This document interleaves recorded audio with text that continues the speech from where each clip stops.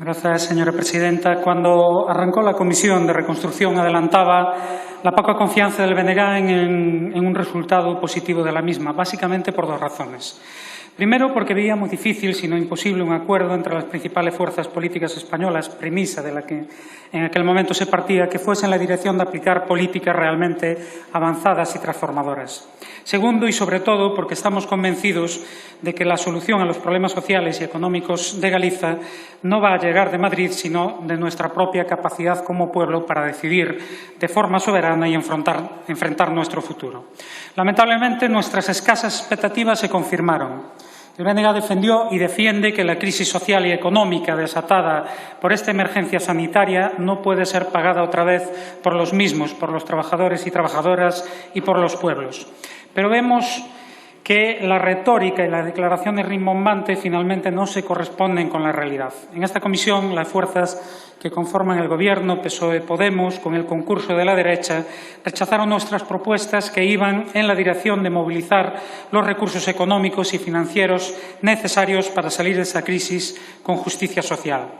Ahí estaban propuestas como una profunda reforma fiscal para agravar realmente a las grandes fortunas y a las grandes corporaciones, o recuperar la totalidad del dinero del Fondo de Rescate Bancario, reducir el gasto militar y renunciar a los programas de armamento con un coste multimillonario o al gasto suntuario, por ejemplo, en la Casa Real. Y es evidente que es el momento, nacionalizar las grandes corporaciones de los sectores estratégicos de la economía, empezando por aquellas que fueron públicas y que nunca debieron haber sido privatizadas. Les recuerdo, por cierto, que una de esas empresas públicas privatizadas fue Inespal, la actual Alcoa San Cibrao, ahora en crisis, y en la que es precisa una actuación urgente del Gobierno para la intervención pública y la nacionalización de la planta de aluminio para garantizar la continuidad de la actividad y salvaguardar los puestos de trabajo.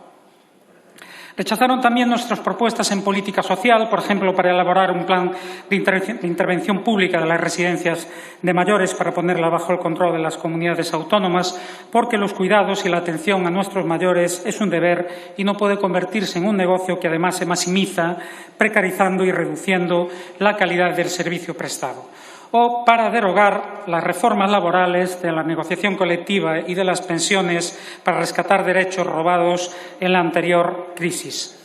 Igualmente, no tomaron en consideración nuestra propuesta para asegurar que la sanidad pública sea prestada de forma directa por la Administración, poniendo fin a la gestión de la misma por otros entes o fundaciones y a las políticas de privatización. Nos alegramos, eso sí, que tomasen en cuenta y fuese incorporada al texto nuestra enmienda para eliminar la tasa de reposición de efectivos para poder atender adecuadamente a las necesidades de una sanidad pública de calidad y universal. Del mismo modo, desconsideraron nuestra demanda de defender otra política europea que deje atrás el fundamentalismo neoliberal y ponga por encima de los intereses de los mercados los derechos de las personas y principalmente de los trabajadores y de los pueblos. Y en línea con lo enunciado al principio, defendimos que es necesario abordar los cambios políticos pertinentes para garantizar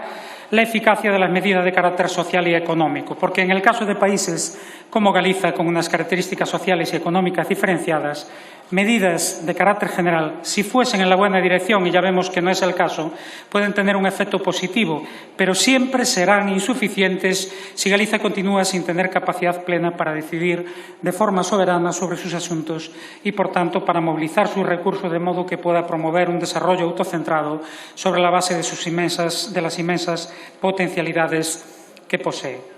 Entre otras cosas, es necesario que el pueblo gallego pueda controlar sus recursos naturales, productivos y económicos. Y desde nuestra perspectiva, el modelo autonómico salido de la transición se ha constatado inadecuado para resolver los principales problemas sociales, económicos y políticos de nuestro país, especialmente porque no representa un autogobierno real. Por eso reclamamos la plena soberanía para nuestra nación, la plena soberanía para Galicia.